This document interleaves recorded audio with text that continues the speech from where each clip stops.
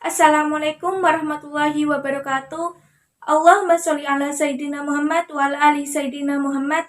Yang terhormat kepada Kiai Haji Muhammad Hasan Mutawakil Allah SHMM selaku pengasuh Pondok Pesantren Zainul Hasan Genggong.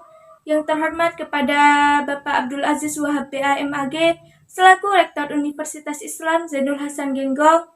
Dan yang terhormat kepada dosen pengampu mata kuliah strategi belajar dan pembelajaran matematika, Ibu Wahyu Lestari MPD.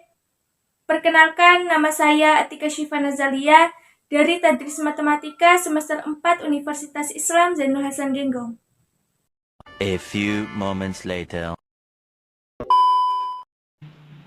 Di sini, saya akan menjelaskan tentang pengertian berbasis masalah. Pembelajaran berbasis masalah atau PBM atau Problem Based Learning atau PBL merupakan model pembelajaran dengan menyajikan masalah-masalah yang praktis melalui stimulus pada kegiatan belajar mengajar.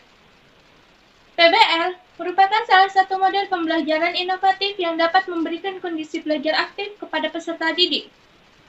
PBL menjadi salah satu model pembelajaran inovatif yang menyajikan suasana belajar aktif dengan melibatkan peserta didik untuk memecahkan suatu masalah melalui tahap-tahap metode ilmiah. Sehingga, peserta didik dapat mempelajari pengetahuan yang berhubungan dengan masalah tersebut. Selanjutnya ada karakteristik Problem Based Learning. PBL memiliki karakteristik sebagai berikut. Yang pertama, ada pembelajaran yang mengedepankan pertanyaan atau masalah. PBL tidak hanya mengorganisasikan prinsip-prinsip dan keterampilan akademik tertentu, tetapi mengorganisasikan pengajaran di sekitar pertanyaan dan masalah yang kedua-duanya secara sosial penting dan secara pribadi bermakna untuk peserta didik. Dan yang kedua, ada penyelidikan autentik.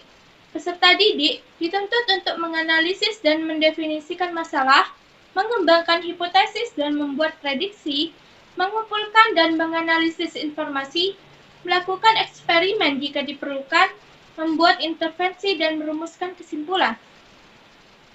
Selanjutnya ada manfaat pembelajaran berbasis masalah. Yang pertama, PBL menjadikan suasana pembelajaran lebih bermakna. Kedua, PBL menjadikan peserta didik mengintegrasikan pengetahuan dan keterampilannya secara simultan dan mengaplikasikannya dalam konteks yang relevan. Dan yang terakhir, PBL dapat meningkatkan kemampuan berpikir kritis, menumbuhkan inisiatif peserta didik dalam bekerja, motivasi internal untuk belajar, dan dapat mengembangkan hubungan interpersonal dalam bekerja kelompok. Selanjutnya ada faktor-faktor interaksi belajar mengajar matematika.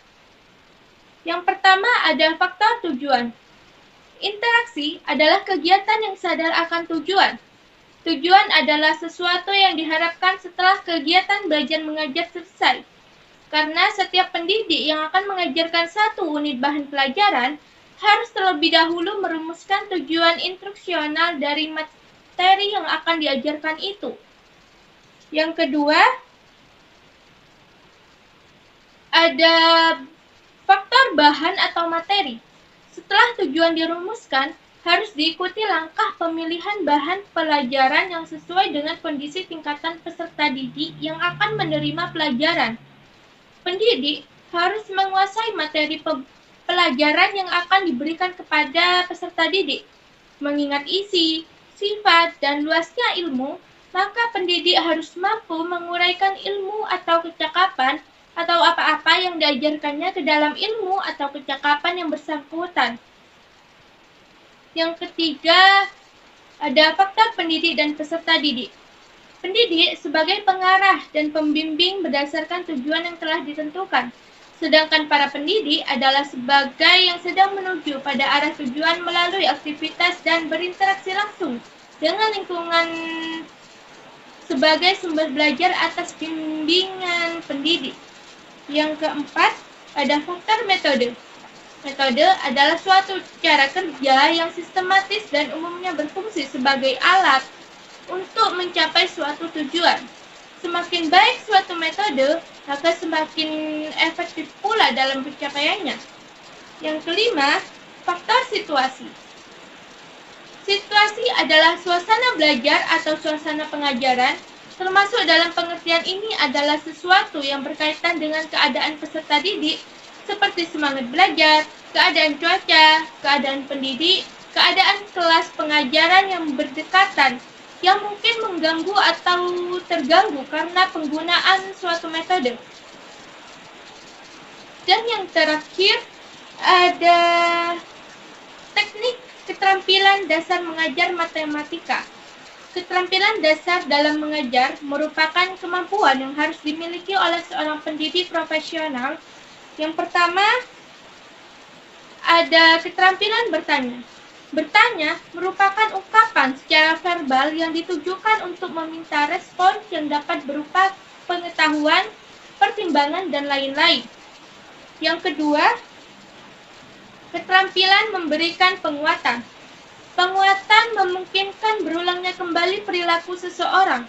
Penerapan penguatan dalam proses belajar berdampak positif dalam meningkatkan perhatian, motivasi, aktivitas belajar peserta didik, dan membantu peserta didik yang memiliki ide-ide produktif.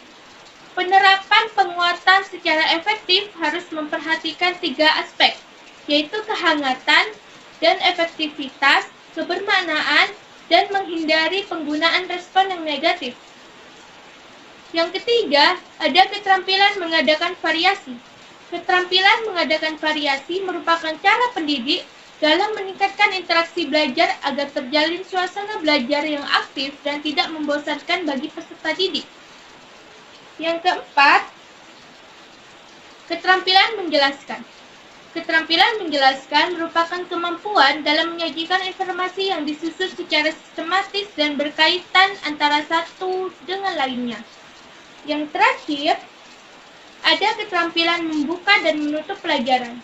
Membuka pelajaran merupakan kegiatan pendidik dalam menciptakan suasana prakondisi bagi peserta didik agar mental maupun perhatian terpusat pada apa yang akan dipelajarinya, sehingga usaha tersebut akan memberikan efek yang positif terhadap kegiatan belajar.